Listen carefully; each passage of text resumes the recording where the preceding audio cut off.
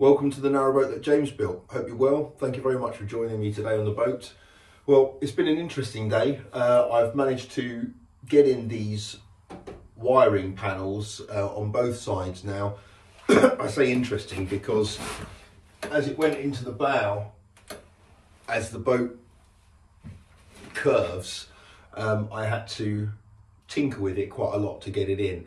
But it's gone in now. I'm happy with that. I haven't quite finished it right in the bow. I haven't gone all the way around, partly because I don't know if I have to go all the way around or whether I'm going to go for two strips of wiring loom going down either side, going down each of the gunnels.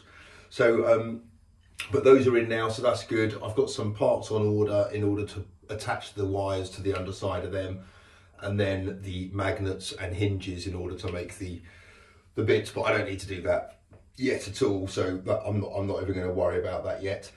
The next big kind of job to really consider is the conduit. I need to feed the lights in the ceiling, and the switches are going to be in different positions down the boat, and I need to put them in place. So that's one of my jobs tonight. And then the next thing I need to do is make the bulkhead for the bathroom. For that, it's quite well, the way I'm going to do it is by making a template. So one of the reasons, actually, I'll be doing it using offcuts. One of the reasons why I did order the sizes of the 9mm boards that I did for the lower walls is because I knew there would be some offcuts. So there were other ways of going about doing that in terms of getting the measurements, so there was a lot less offcut, but you're always going to use them. I've used a hell of a lot of them all the way down the gunnels, so yeah, there's fair enough, a lot of sawing to be done to get into the right shape, but you know, I've used all of that. I'm also going to use a lot of these thinner ones here, so a lot of these type of ones to help me make the template for the bulkheads. It's the best way to do it, really. Well, certainly from what I've seen from the advice I've had as well, it certainly is better than measuring all the angles and then wrestling with a massive sheet of ply. Just get the frame right, and then map that out onto a piece of ply and then cut it round there. So that's going to be my plan for that. But I've got a delivery today. That's the important thing. So this is all the gubbins for the water system, which is odd because I got it on the day that I haven't quite, well, I've had to decide to get a new tank, but and I haven't opened any of this stuff yet, so I'll open it with you. Right, what have we got in here? Okay, there's one of those. I'll tell you what that is in a sec. Right, this is the accumulator tank. I'll quickly get it out and show you what it looks like. Okay, there we go, that's quite easy. So that's an accumulator tank. Basically, it maintains the pressure inside the water system, so you don't have to, so every time you turn the tap on in the bathroom, you don't want the pump to come on and suck water out the tank. You just want some already there. That's what this does. And there's some clips and things like that to place it in with. So that's one thing. What else have we got here? This is the whale gulper. So it's a 12-volt whale gulper. This sucks the water out of the bottom of the shower, gulps it up basically, and squirts it out the side of the boat into the canal, and it's this that used for that. This is a skin fitting. I've gone for a chrome one, and the idea is you drill a hole through the boat. This is a 3/4 inch skin fitting. Put it through, put that washer nice and tight against it, and then obviously screw in the bolt. That holds it nice and tight, and then you put your hose on the end of it, and then an O-ring on the hose. This is a Jabsco filter, or pump guard it's sometimes known as, or a strainer. Basically, this filters the water before it goes in. The reason it's called a pump guard is because it guards the pump from crap from the tank going into the pump. Sorry. So this filter protects the pump. So it goes that. So it goes tank, filter, pump, accumulator tank. And then last but not least, the all important, this is the Super Sub Smart, again from Whale. They know what they're doing with this stuff. And this is the low profile bilge pump. This is going to be for the engine bay. It's obviously 12 volt, but it's low profile. So you don't, some of them need 20 mil of water before it starts chucking stuff out.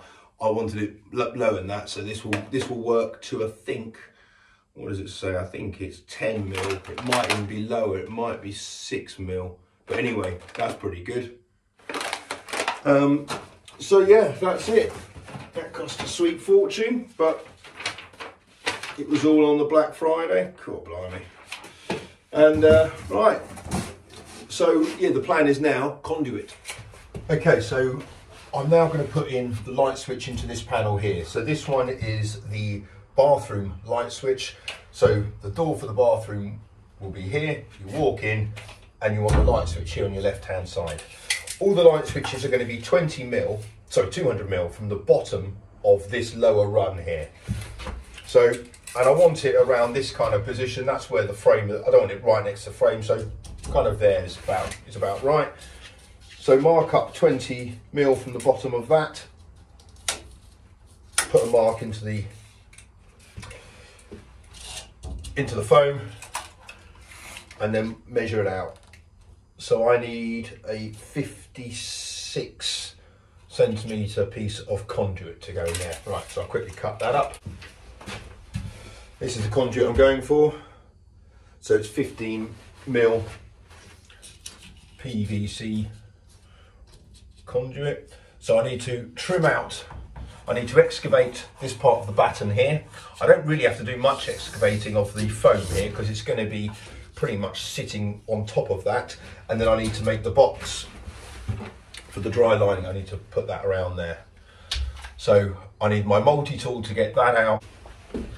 So you offer up the box, mark it out with a pencil.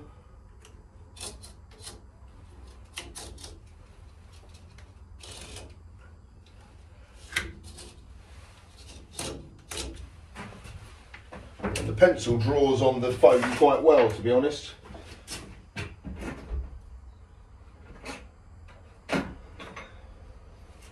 Better than I thought it would.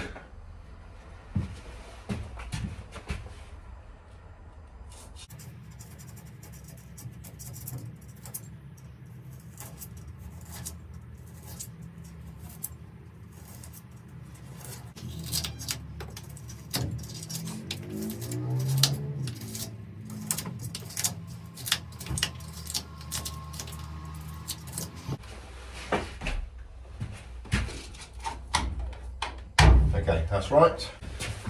So now I'll use the multi-tool to excavate about 16-17 mil of that. It's a 23 mil deep or thick piece of timber, so I've got plenty to play with.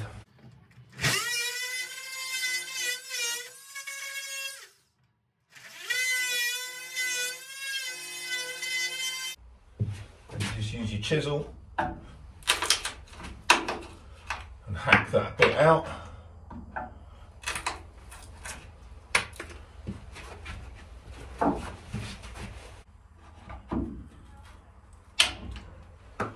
Right, that's got it.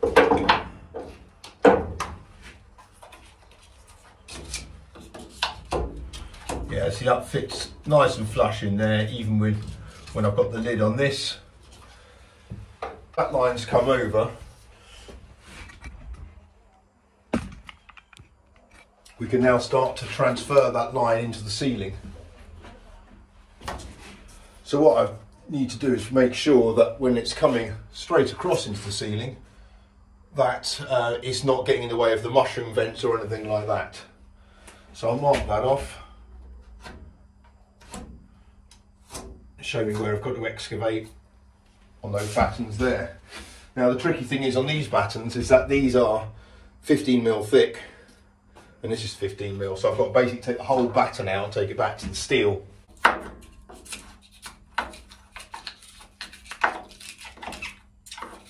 And it doesn't matter if this bit here goes back to the steel, because I'm going to have insulation put in there to cover it all up. Right, now that's gone up to the required height up there. Perfect. Now, not that I have to, but I'm going to mitre the top of that just to make it a bit of a tighter fit.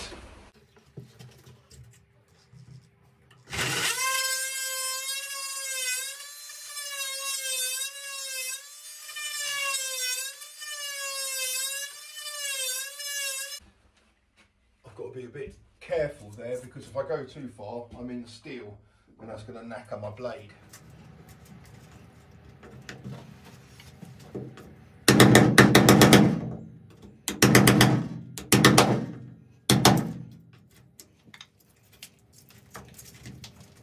Right, let's have a look and see how that fits now.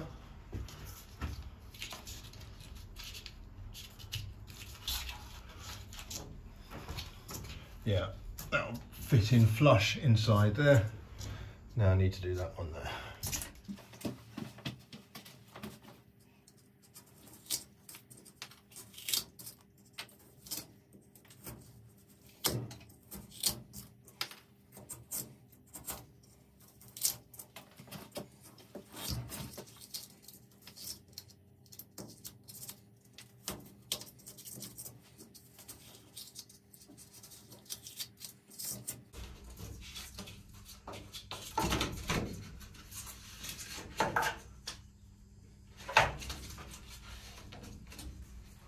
Okay, that looks like it's a flush fit.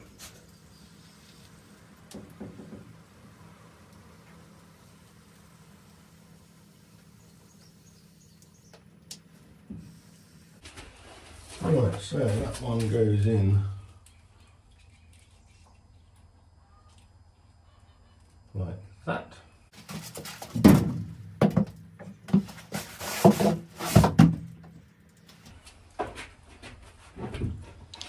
And then this one goes in like that.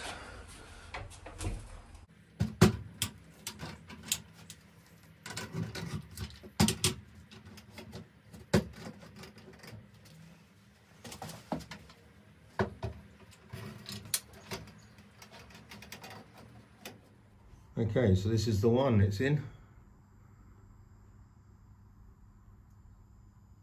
So that's how it works. And then to get the cables in, take that strip off, and then you take that strip off, put the cables in, and then plonk the strip back on, and then we mount that to the wall. Right, well, there we have it. The first upper wall light switch conduit is in. It went in quite easily. I was happy with the approach I've taken. Nice and simple, pretty straightforward, cheap as chips. Well, actually really cheap, because all that conduit was on the boat when I bought it. So I'm just reusing that. Actually, it's the only thing I have managed to reuse, so that's quite handy. That saved me, £1, £2. So brilliant, happy days. So I've got a few more of them to crack on with today. And do the nav lights and the and bits and pieces like that. So there's a bit more conduit based tasks today. But before I do that, John has just knocked on the boat and suggested that I go out on their lovely little hire boat, Little Otter. Obviously it hasn't been in use for a few weeks with lockdown, so we're going to take her up to the Blissworth Tunnel entrance. We're not going through the tunnel, we're going to go to the Blissworth Tunnel, turn around and then come back. So I think that'll give them the opportunity to give the engine a bit of a working out after some time, and hopefully we might see a kingfisher. John has said that there's been the occasional spotting of a kingfisher, so that'd be lovely. I'm really looking forward to it. Firstly, it's a gorgeous boat, so it'd be lovely to see a well fitted out boat as opposed to this one. And then but yeah, it's a lovely day. It'd be nice to go out on the cut with John and Paul. So tune in later because I'll definitely be posting a video of our footage on that. But in the meantime, thanks for watching. Take care of yourselves. Bye bye.